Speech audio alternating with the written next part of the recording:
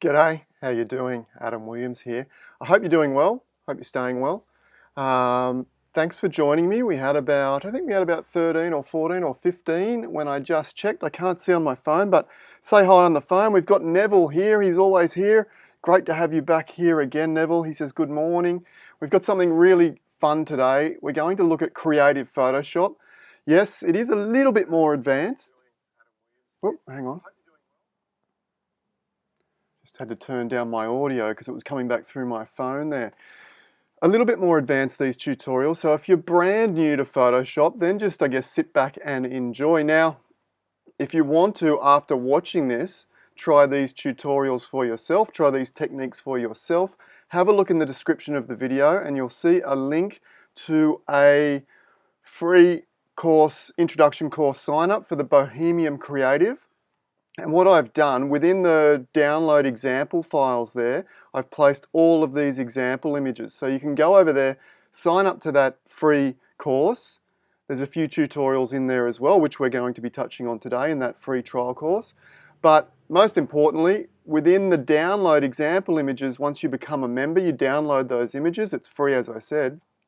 You'll be able to follow along these tutorials today with exactly the same images. Now, we're going to do 3 tutorials today. I expect it's going to take 45 minutes roughly, maybe a little bit longer. We're going to look at adding realistic fog, so giving our images a whole bunch of mystery and depth by adding fog to any particular image you like, really. We're going to look at adding or creating a twilight image from a sunset or sunrise image. So add some stars and create a beautiful mystical twilight image.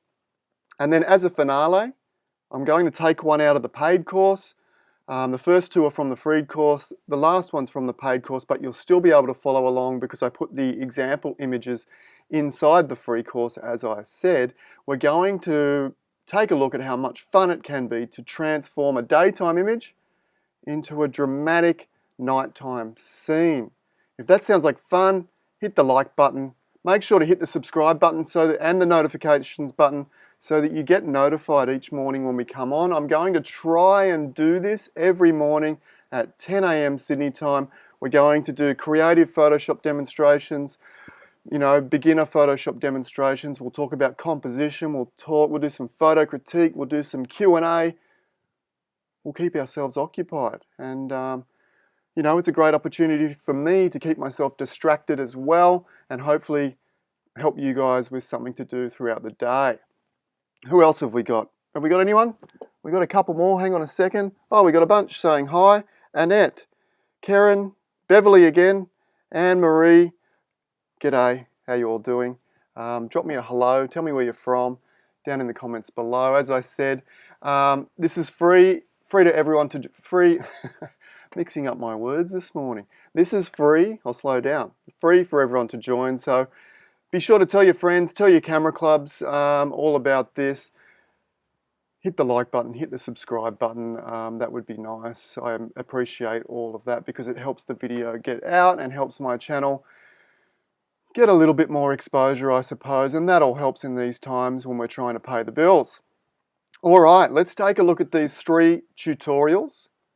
Don't worry about downloading those images right now. Just follow along and you can come back and watch the replay and with the example images.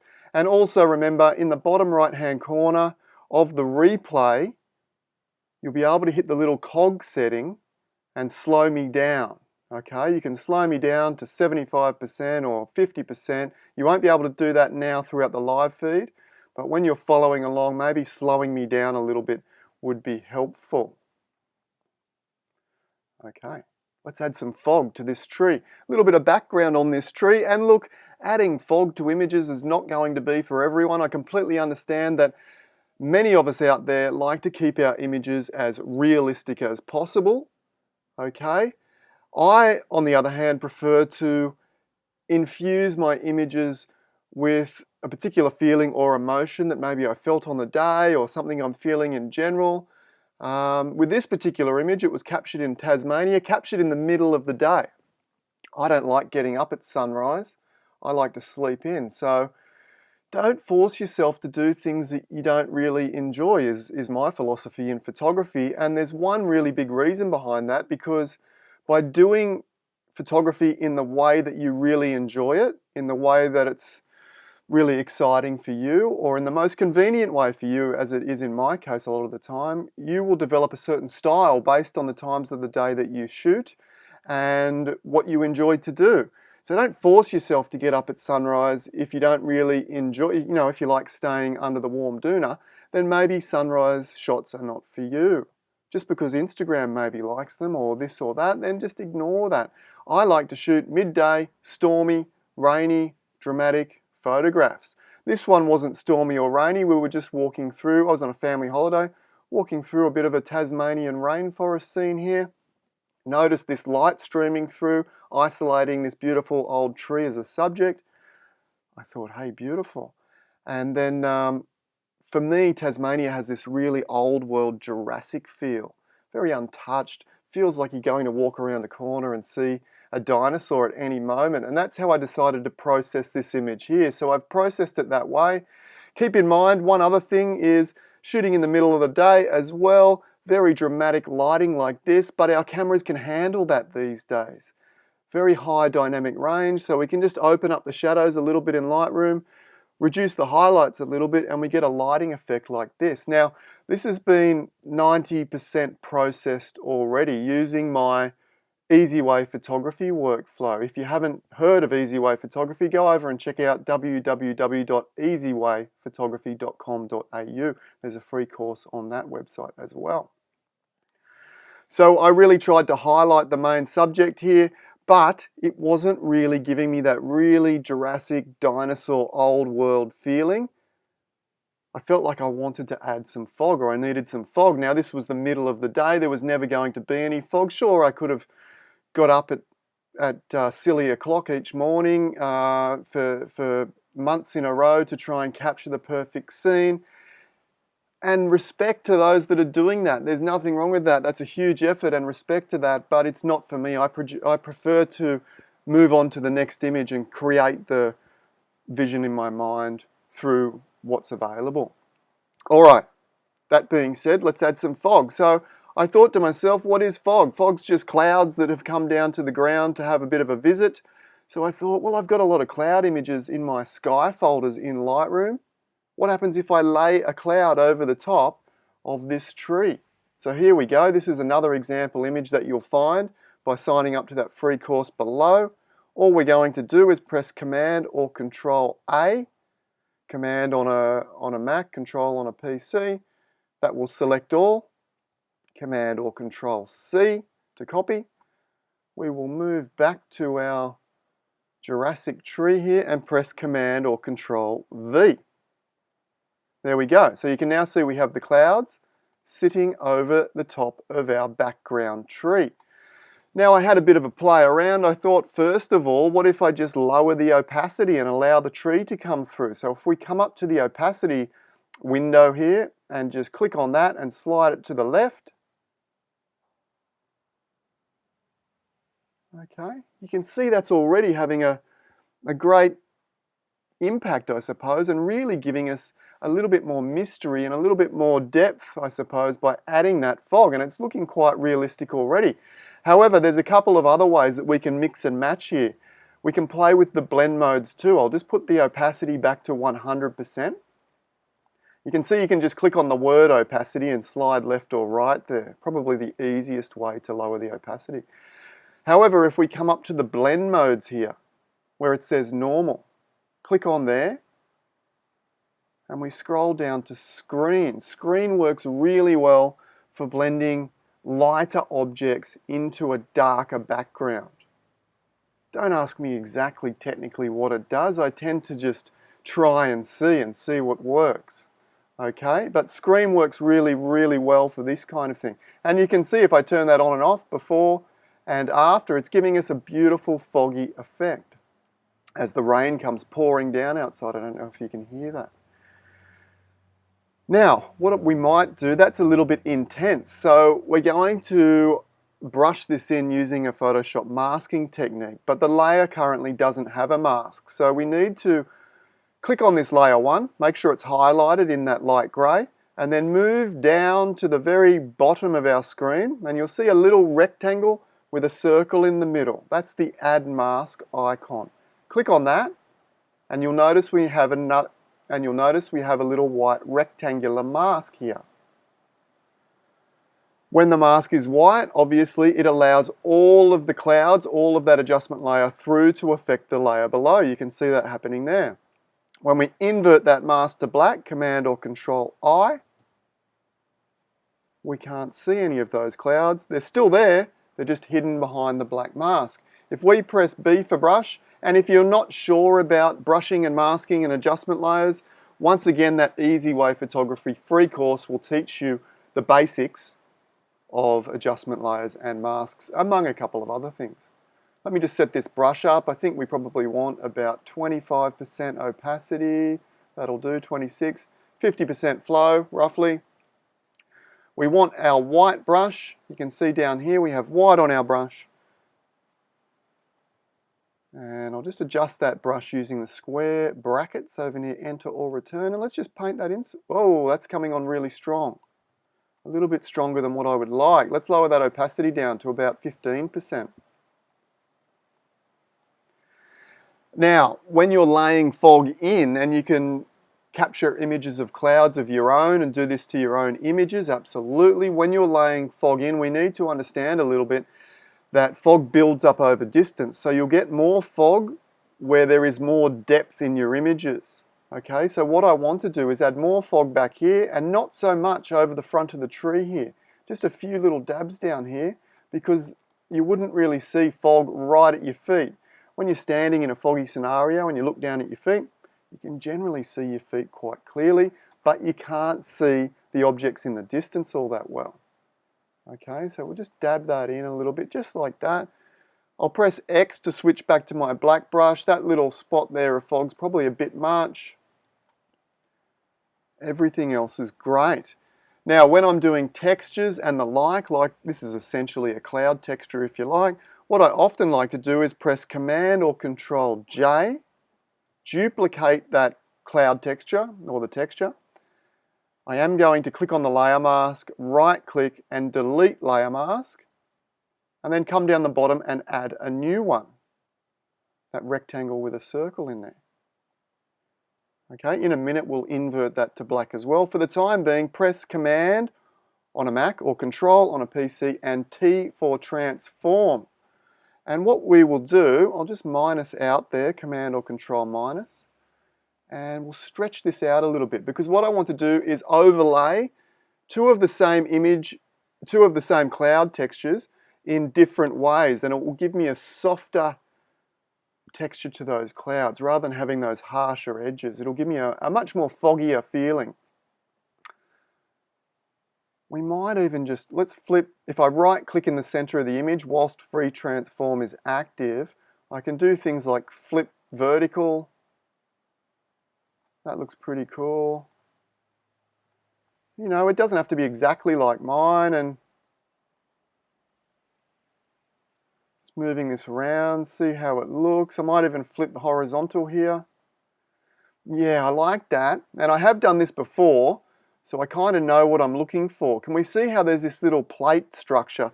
It looks like the fog's kind of sitting down on a flat surface, if you like. Just here, I'm going to place that above the ferns that also look like they're forming kind of a bowl to capture the fog, if you like. And that will, I think that will look really effective.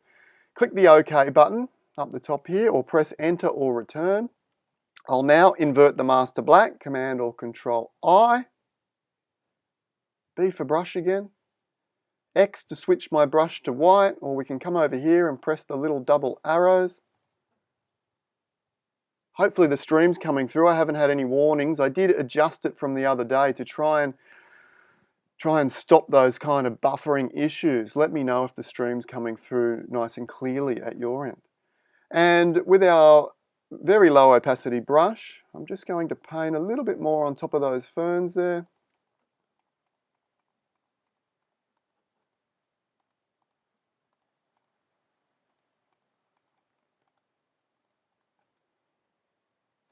Maybe a bit much. X to go back to a black brush and just dab that back off a little.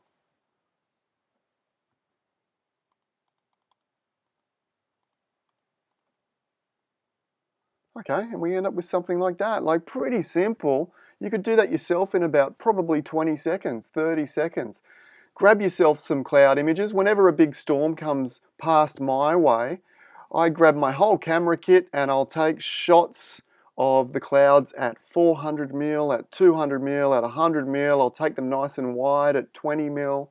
You know, I'll take 50 shots if a big storm cloud comes through. The ones that work best for fog are when you get that beautiful ethereal light kind of bursting through the clouds, through a small hole in the clouds and lighting up all those kind of fluffy textures in the clouds. As you can see, if we go back here, it's exactly what's happening here.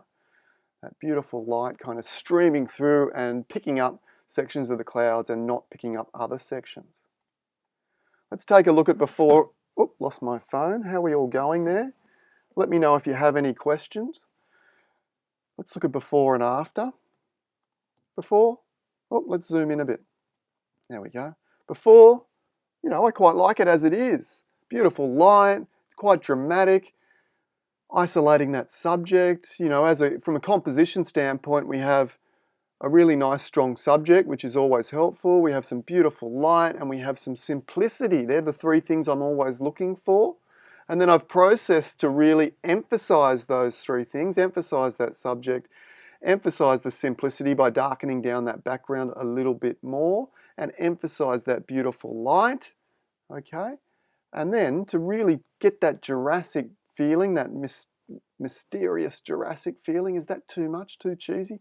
Here we go. Okay, pretty straightforward, pretty simple. How are we going for questions? We got a bunch of people this morning. This is great. Thanks for joining me. You know, if you enjoyed that one, don't wait for the next two. Give me a like already, please. That'd be great. I'll try not to beg you too much for likes and comments, etc., because you're all having a great time, hopefully, this morning. I recognize a lot of names, Thanks for joining, Okay. As I said, if you want to play with those at home, go ahead, sign up for that free trial and download those example images, then come back and watch this again and you can follow along. Maybe slow me down to 50% or 75%. I'll probably sound like I'm drunk, but that's okay. That could be a laugh too. All right, let me. We're going to take this image and we're going to add some stars, beautiful astro stars, okay?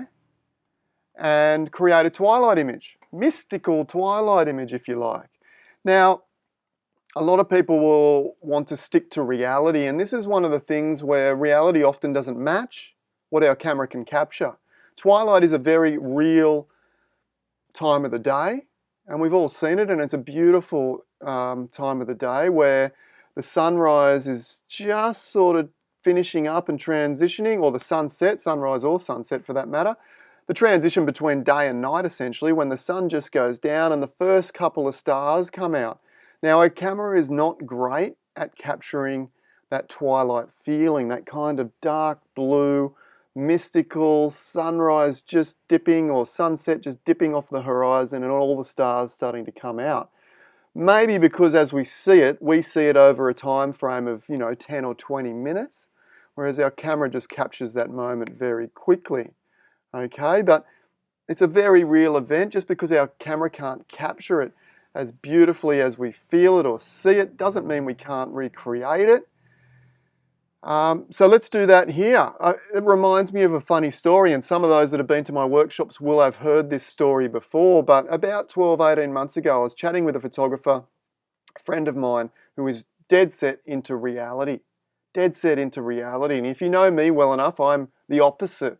I'm no boundaries, fully creative, do what I like, and I don't care for the reality of the landscape so much. I care more about the reality of my emotion, either emotional connection to the landscape or any emotion that I want to portray onto that landscape. A lot of my images are based on living with anxiety and depression, and they're very dark and gloomy because of that, but they don't necessarily represent the reality of the landscape on the day.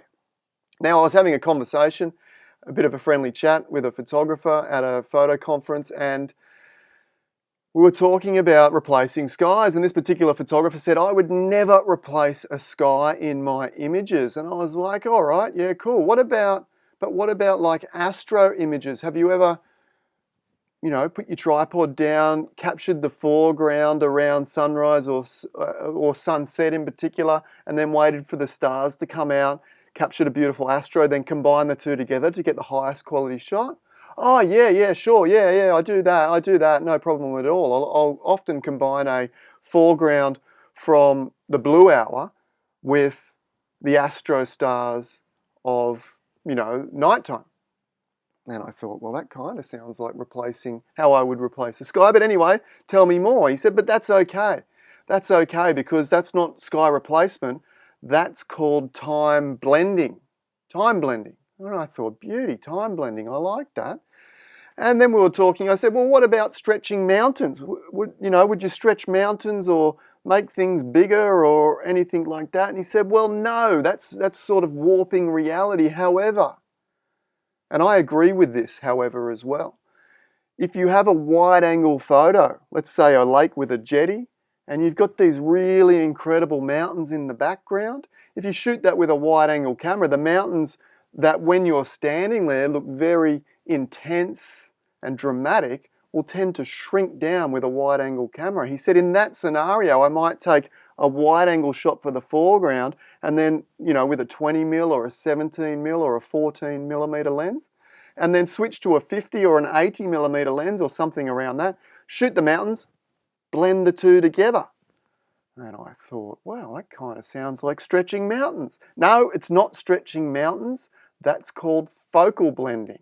And I thought, focal blending. Okay, I see where this is going. I see a pattern.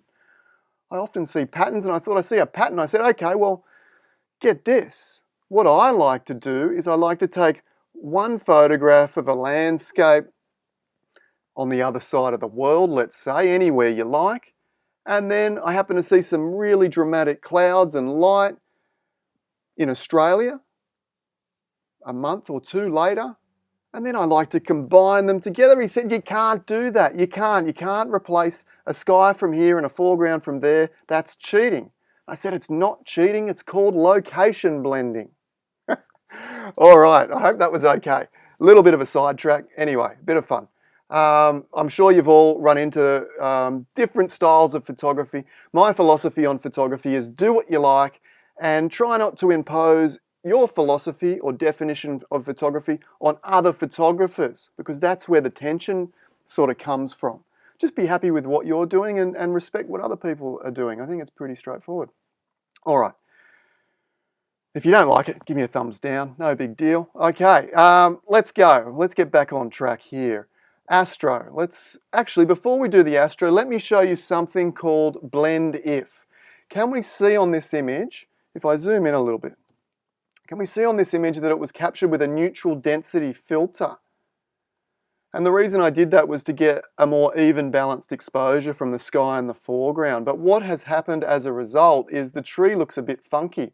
Really light at the bottom, going to rather dark at the top. Okay? We can remove that really quickly and really easily using blend if. This is a technique that I teach within my courses. It's kind of like luminosity masking, but whereas luminosity masking will probably take you 2 weeks, a month, maybe 3 months to get really comfortable with, I think you could be comfortable with blend if in a couple of hours. Maybe it might even tweak like in this little demonstration right here. So what I'm going to try and do is lighten up the top of the tree. So I'm going to add a curves layer. Just a simple curves layer, one point in the middle. And again, practice this and see how great it is yourself when you download these images. I'm just going to lift up a little. I will lift the black point up a bit as well as the middle here. I'll lift up 2 points like so. We will invert the mask as we always do, Command or Control I. And look back in my YouTube stream, we did a layers and masks live tutorial the other day if you're unsure about layers and masks. B for brush. I will just bump this back up to about 30%, the opacity there. That's my standard go-to, roughly 30% opacity, 50% flow. And what I'll do is just dab, dot, dot, dot. I'm just clicking, clicking, clicking.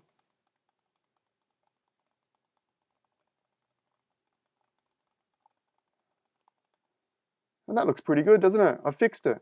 I fixed the tree, but ruined the sky.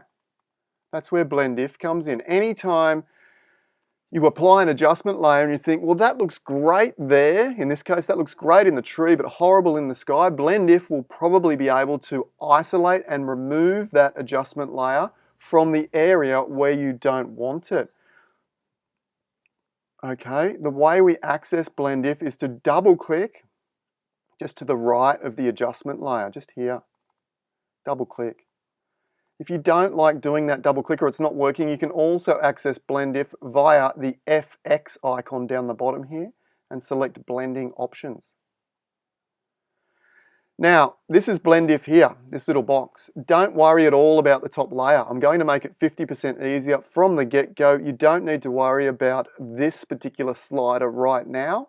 It's all about the underlying layer slider. And I won't go into too much depth. If you're interested, it's all in the courses as well. But if I was to grab, for example, the black slider here, you'll see that it will remove, see how it removes the adjustment from the tree? It's removing the adjustment from the darker pixels that are being affected by that particular adjustment. Okay, so if I was to move that, I would quickly see that that's not what I want. Okay, so all we do is just grab the white one and move that. Check this out. Don't make a liar of me. Where are you? Here we go. Look at that, okay?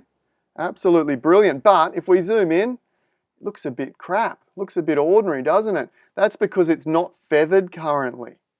Okay, the way we feather the mask now, or the selection, or whatever you want to call it, the 𝗏𝗡, is to hold down Option or Alt and split the white slider here.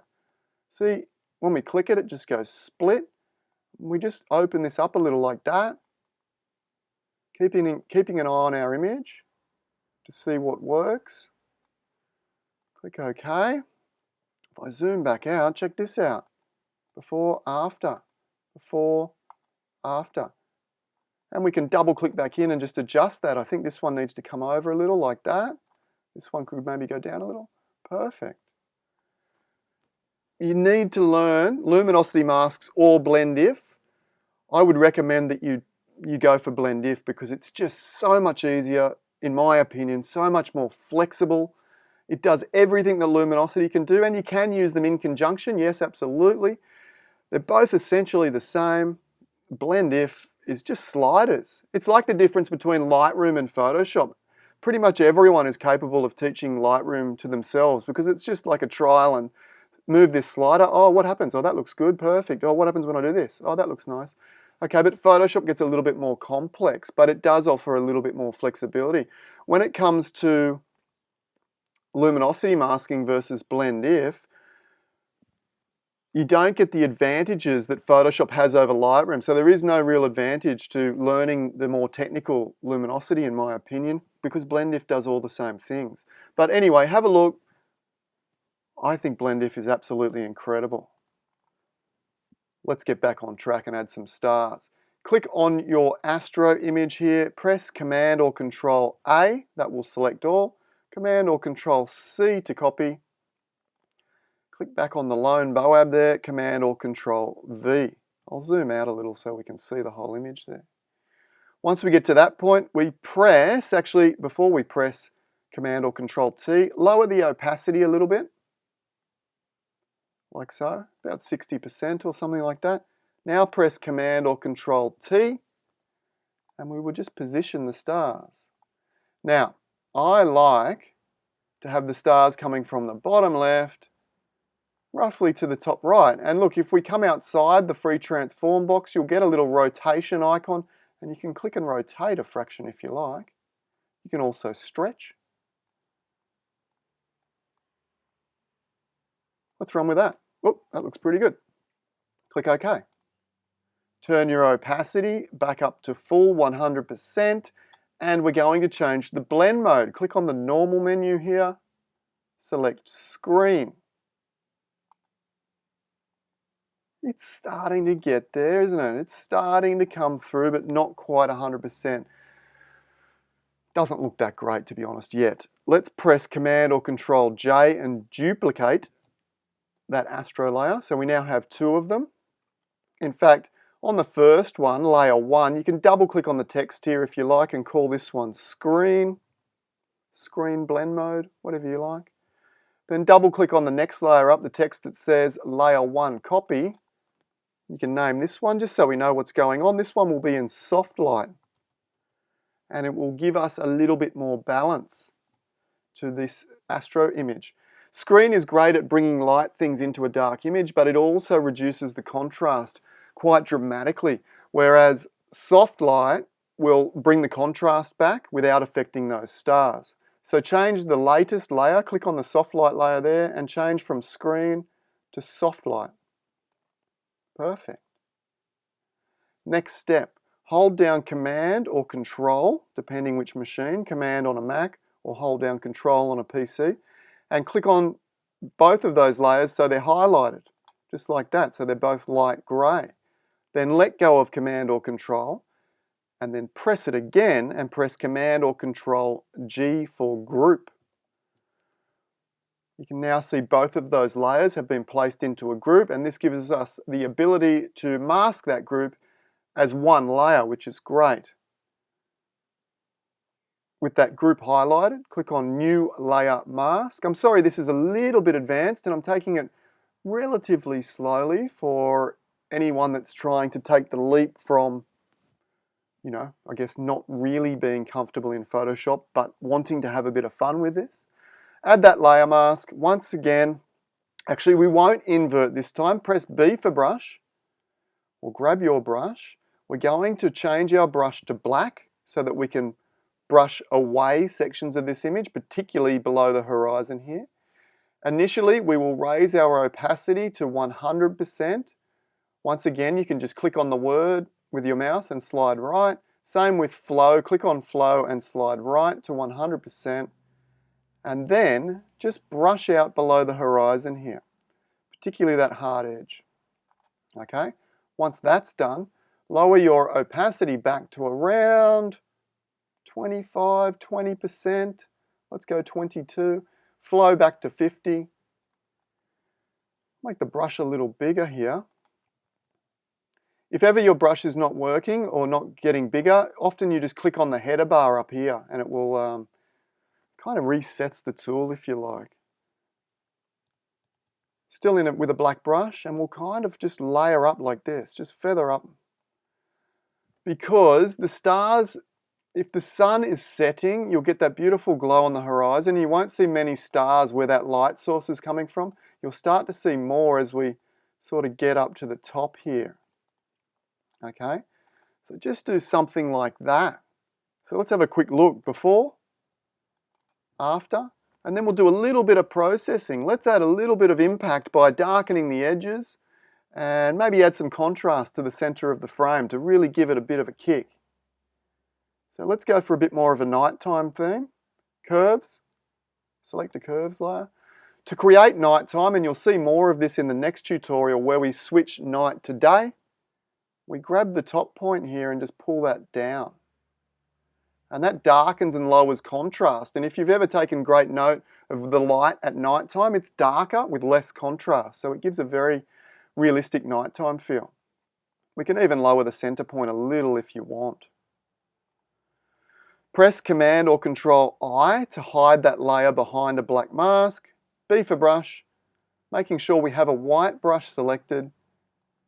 And just come around the edges here. Maybe darken off the foreground a little bit like so.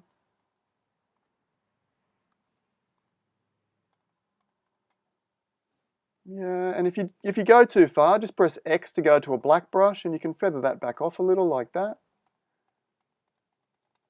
Okay, perfect. Okay, one more curves layer, or at least one more. Curves. Let's add some contrast. Now I want to add contrast just along the horizon here. But the problem is I don't know exactly where those tones are, and that's very helpful when adding contrast. So if I grab this little hand, come to the image and rest it on the sunset section, you can see over on my curves graph here, it will tell me with a little dot where that exists. Okay, and I can even click to add that dot. And basically, if I add another dot a bit lower, we should be able to get, and I'll lift up the lower dot as well. Look at the punch we can get through doing that. And I wanted the punch right here, and that's looking pretty awesome. Looks a bit fantasyful, I suppose, but that's kind of what I'm going for. Is fantasyful a word? It's kind of hard to spit out, but anyway, we're using it, B for brush. White brush, click X to switch back to a white or black brush. I want white brush. We want most of that effect here. I might even lower that intensity down. We're at 13% now.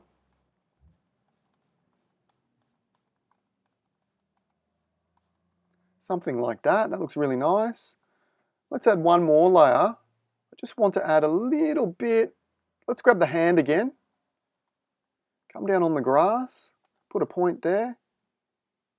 And let's just spread those out. Yeah, I just want to add a little bit of light under that tree. Command or Control I to invert, B for brush.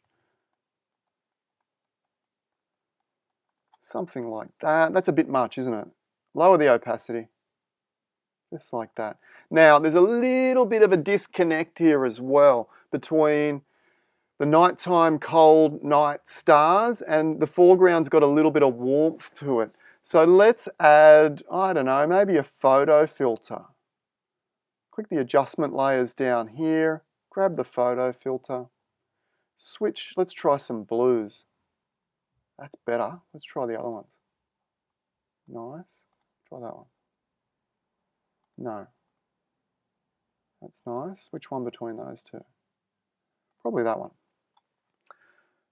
That's nice. I'm really enjoying that, but to draw more attention to the center of the frame, I'm going to use a black brush and just brush away some of that photo filter layer to bring back some warmth right on the horizon here. That looks great. I keep saying it, one more layer. Curves. Just going to put 2 points on the graph here. I think we can do with a little bit more light and luminance. I'm notorious for going too far with my images, going too far on live YouTube, getting a bit of a reputation. So a word of warning, you should always, before you post your images, go and have a cup of tea. I don't have the luxury of having a cup of tea and seeing if this is over the top because your eyes get used to what you're doing. So hopefully it's not too far gone. But we're just going to add a little bit more luminance to that center there.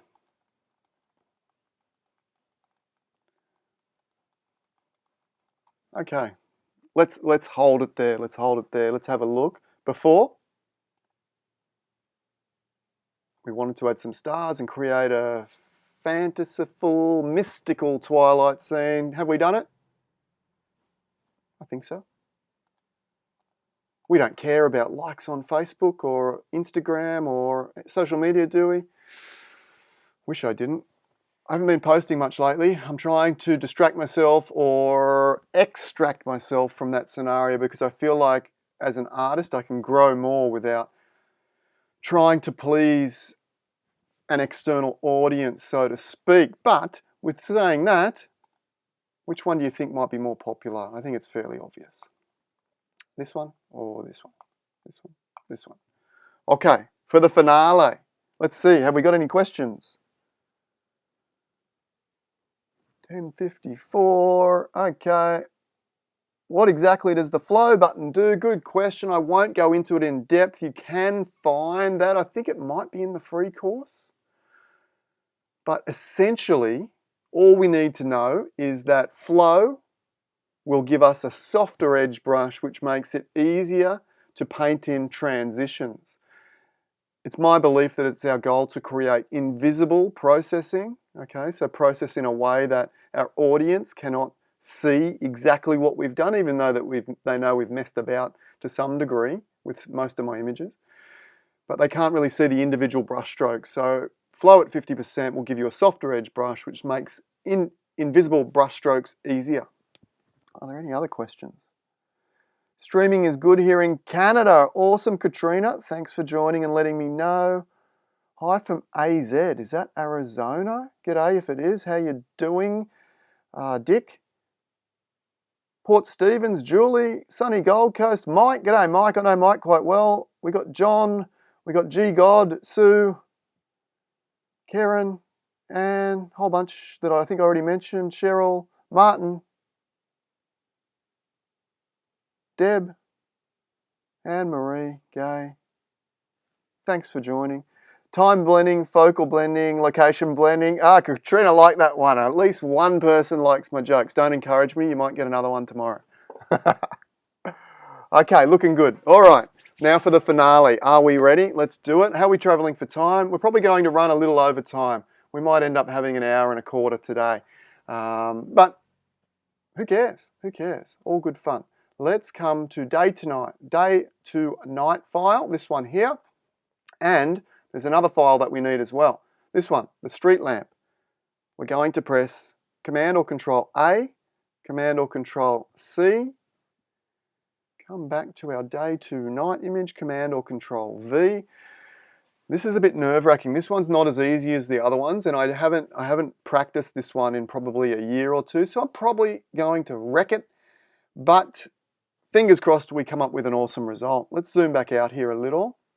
Okay, with that lamp layer highlighted in grey, just press Command or Control T for free transform, and we'll just grab one of the corners and make this a little bit smaller. If you're using an older version of Photoshop, you'll need to hold Shift down to keep the shape of the lamp the same ratio. If you're using a new version, you don't need to hold anything. We just shrink it down like that. We're also going to right-click on the lamp itself and choose Flip Horizontal, because we kind of want it sitting over the little park bench here. How tall? I don't know. That's a 2-story little castle here. It's in 𝗲𝗵𝗄𝗃 in Sydney.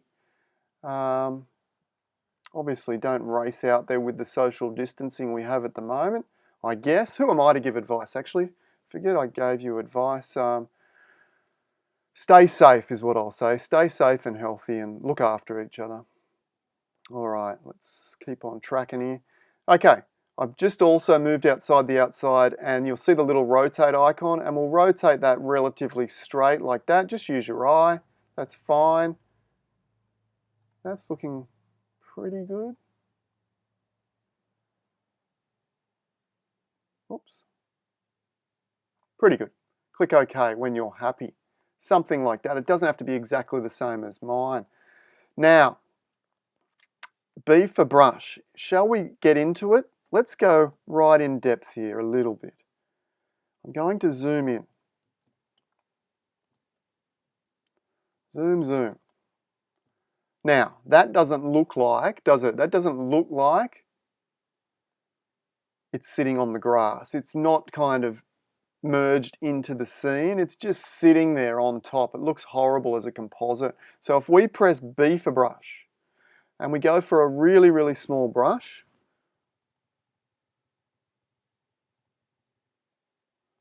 I'm down at 2 pixels, 2 or 1 pixels, and let's change the opacity and the flow to 100%, maybe even 1 pixel, and a white brush. So 1 pixel size, opacity 100, flow 100, and what we can do is kind of flick up, add a layer mask. I forgot that. Add a layer mask, switch to a black brush.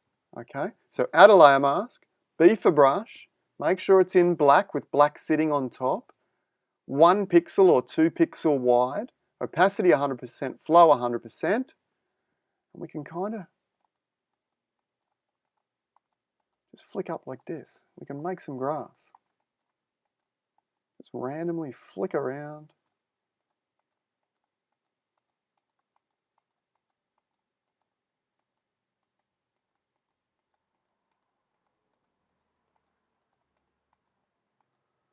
Okay, looks like I need to do the edges, but that's perfect. Look at that. If we zoom back out a little bit now, that is much, much better. In fact, I'm just going to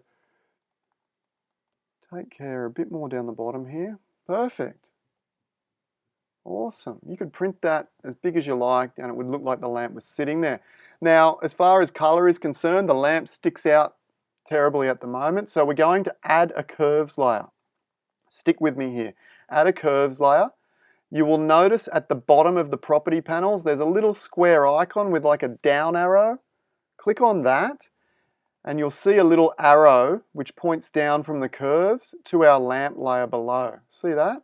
We want that little arrow. Another way of doing that, if you can't find that little icon, is hold down Alt or Option and hover between the two layers and then click. You'll see the icon of the mouse change and then click. And what that does, that allows us to adjust the lamp tones, colors, shades, independently of the rest of the image. And that's perfect. Now what we want to do is we want to reduce the brightness and the contrast of the lamp to make it more like nighttime, or make it more like the background image. So something like that. Perfect. Let's add another curves layer. And this time we're going to just normally affect the entire image. As I said in the previous tutorial, to do day to night, the simple thing is to just add a curves layer, grab the top white point here and pull it down. Okay, we're getting pretty close to nighttime there. That looks pretty good. Now, let's turn the lights on. What we're going to do, come down to our adjustment layers icon, select solid color, choose a yellowish, kind of a yellowish orange, but a bright color, right up the top here, something like that. We can change this later, it's not critical. Something like that. Click OK. And now we're going to lower the opacity. So click on the word opacity at the top of the layer stack and lower that down. Let's pick a number. Let's say 40%. Okay, something like that. Now click on the layer mask of that color fill layer. Okay, click on that layer mask and press Command or Control I. B for brush. We need to reset our brush up. I'm going to make the brush, well, initially it can be quite small. I've got it set to 20 pixels here. And the opacity and flow, let's go 30% and 50, which is pretty much my go-to. White brush. And the first thing we're going to do, just zoom in a little, Command or Control plus, is I'm going to add the light bulb. So we can just draw like, those kind of, that's a bit big actually. Make my brush even smaller. I'm down at 10 pixels.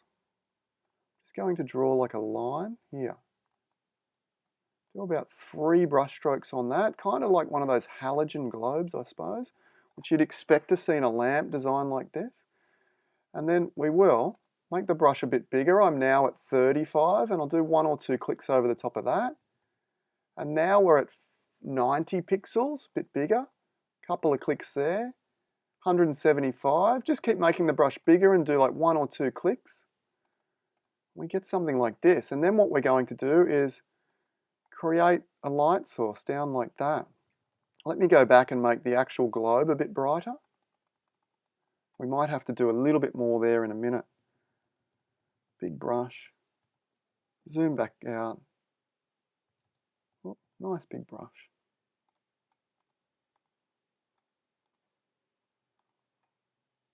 That's pretty good. Let's add another solid color layer. The color can be the same or different, it doesn't really matter. Maybe different is nice to kind of blend a few different colors together. Click OK, just a nice bright yellow like that. Once again, for this one I won't lower the opacity. Click on the layer mask, Command or Control I. Zoom in again, and I'm going to make this bulb, if you look straight at a light bulb like that, it would be very, very bright.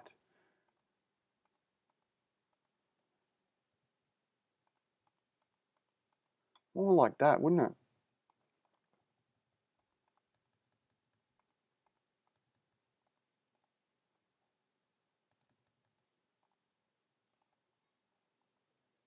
That's looking fair. That looks fair.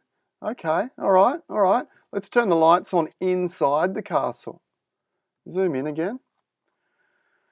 I'm going to, with the same layer that we just created, whoopsie-daisies. With the same layer that we just created, I'm going to place a light globe just inside here. It wouldn't be right there. It would be back on the middle of the ceiling, maybe somewhere like here. I've got about a 10 pixel brush. 1, 2, 3, 4, 5 clicks. And then bring it out a couple like that. That will do for now. Let's create one more layer. Solid color. Once again, yellowish, really bright, something like that. Click OK. Let's lower the opacity of this one again, down around 50, 60, let's go 55, that will do. Click on the layer mask again, Command or Control I. Now we need the light streaming out of the windows. Okay, we're going to use our Polygonal Lasso Tool. Hope I'm pronouncing that right. You'll see it's 1, 2, 3 tools down. It is often sitting under the, in the latest version of Photoshop, it's got its own dedicated spot by the look of things, has it? Oh no, it's often sitting under the Lasso tool. So press L. So for example, if you were on B for brush, press L for Larry or L for Lasso, and whichever tool highlights, then right click on it and select Polygonal Lasso tool. All right? And then zoom right in, and you can use spacebar once you're zoomed in. If you hold down spacebar, you can click and drag your workspace around, and we'll click in the corner of the window and then move across to the right, click in the corner of again, move down the bottom here, click on the corner again, move over to here, click on the corner again, move back up. You'll see your icon change, have an addition of a little completion circle. When you see that completion, click and you'll get an active selection like so. Now, it gets a little bit complex here. We hold down the Shift key and do the same to the next window. Keep holding Shift.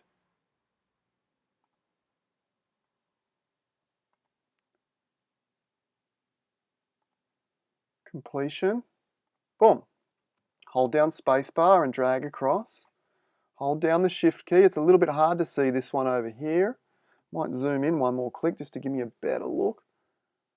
I think it's about there. Hold down Shift. Keep hold. Oops. Oops. Oh no. Oh, that's okay. I made a mistake and I was able to double click it away. Let's start in this corner anyway. Hold down Shift. If you make a mistake, you can always press Command or Control D and then start again, which I thought I was nearly going to have to. Hold down Shift, click in that corner, keep holding down Shift, click in that corner, click and let go each time, of course. Click and let go. Click and let go. Complete. Zooming back out. We have our black mask here. If we press Shift Delete or Shift Backspace, we get the fill option, and what we want to do is select Contents Fill White. Normal blend mode, 100% opacity, click OK. All right, then press Command or Control D to deselect that selection. And what we're going to do is, getting a little technical here, it is a more advanced users, but if we click on the mask itself of color layer 3, we should be able to add a bit of a feather.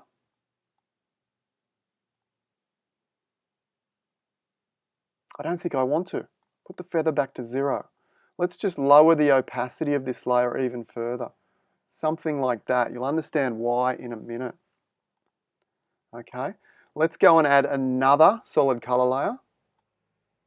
Solid color, roughly the same, yellow. Click OK. Click on the mask. Invert that, Command or Control I to hide it. Let's lower the opacity again to around 60%. B for brush. And now we're going to kind of create a little bit of glow outside each of these windows. Like that. And we can even, let's lower the opacity really low. down around 15, 12 I'm at here. And if we can kind of click and sweep out, oh, too much. Lower the opacity even further. Down at 4%. And I'm going to just dot this out. Dot, dot, dot, dot, dot, dot, dot. Kind of on an angle, like it's coming out the window there. Okay.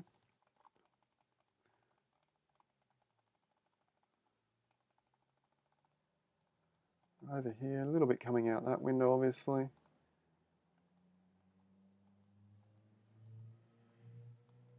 Now that's too much. So we'll go back to a black brush, X to switch to a black, and just feather that off a bit. Just paint that away.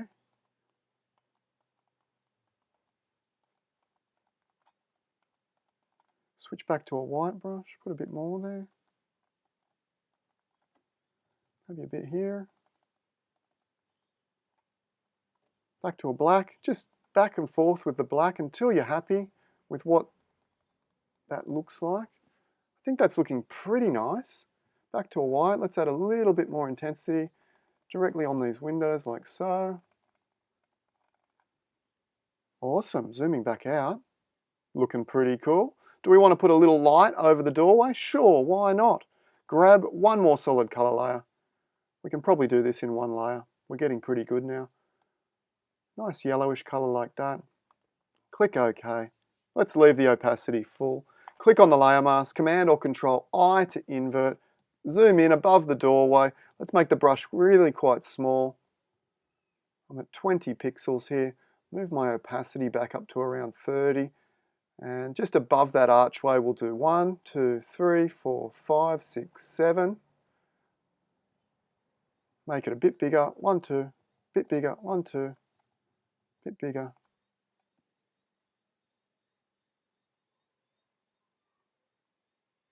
Now, if you don't, I'm wondering whether all those different light colors, I'll just put are maybe a bit distracting. It's possible we have different globes creating different light colors, and maybe that to you, maybe you like that more, gives a little bit more interest. You can see the lights up the top here are a little cooler than say this one and say this one. So you could go back, double click on all your colors, choose the color you like and copy the hashtag here, and then click back into the other ones and change that. The other thing you could do is you could put more of a straighter edge down on this one here. Is it this one? Click on the mask there, go to a black brush, and we can kind of just, you know, put a bit more of a straighter edge there so it sort of comes down like so. Back to a white brush, and we can go a smaller brush. You can also, to create straight lines, this is a nice tip too, is click once, hold shift down, click again, like so. Click once, hold shift down, click again, and we can kind of fill in between there, if you know what I mean. Now that is probably too intense. Let's just lower the opacity here. Almost going backwards here, aren't I? Wrecking the image. But we go back to a black brush here, and we can kind of fade out from the bottom.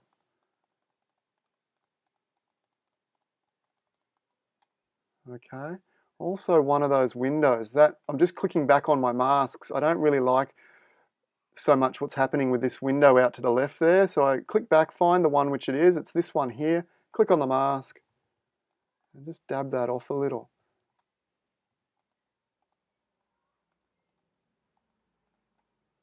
All right. That's really all there is to it. I hope you enjoyed today. 3 of my all-time favorite techniques. Go ahead, download those images from the free trial course, come back, try it yourself, probably give you 2 or 3 hours worth of fun. Let's have a look at before and after before we disappear. Before, daytime, pretty bland, not much really doing, not terribly poetic if you like. And we created this beautiful nighttime scene. I hope you enjoyed it. I hope you loved it. Please support the channel, click subscribe, click notifications, and join me again tomorrow. Click the like button, leave a comment. Stay safe and well. Love to your family, and I'll see you tomorrow morning at 10 a.m. Sydney time. Thanks for joining. Bye for now.